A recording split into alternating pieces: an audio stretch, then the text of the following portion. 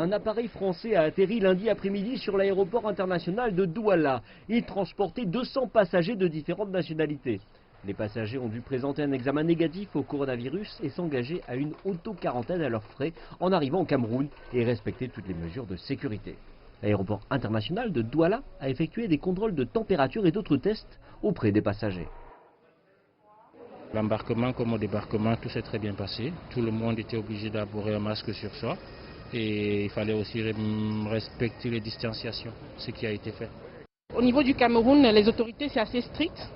C'est assez strict quand même. Et vu le contexte sanitaire, c'est tout à fait normal.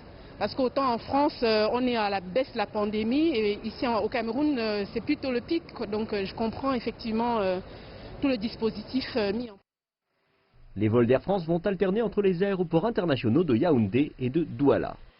Le vol qui vient d'atterrir a atterri à la suite d'un accord exceptionnel du gouvernement du Cameroun vis-à-vis de la compagnie Air France qui a été autorisée à exploiter la ligne Charles de Gaulle Douala ou Yaoundé. En mars, le gouvernement camerounais a signalé que les premiers cas de coronavirus dans le pays avaient été importés. Le transporteur a donc pris des mesures pour éviter la propagation du Covid-19.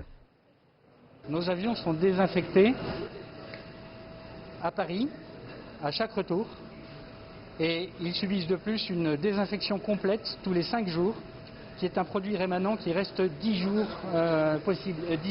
effectif à bord. Il est renouvelé tous les 5 jours malgré tout. Donc nous avons à bord un certificat qui prouve que l'avion a été désinfecté totalement.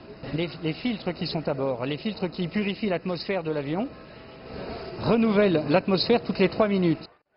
La décision d'ouvrir l'espace aérien camerounais à Air France intervient une semaine après que le gouvernement camerounais a assoupli certaines restrictions anti-Covid-19. Et cela vise à limiter l'impact économique du virus sur l'économie nationale.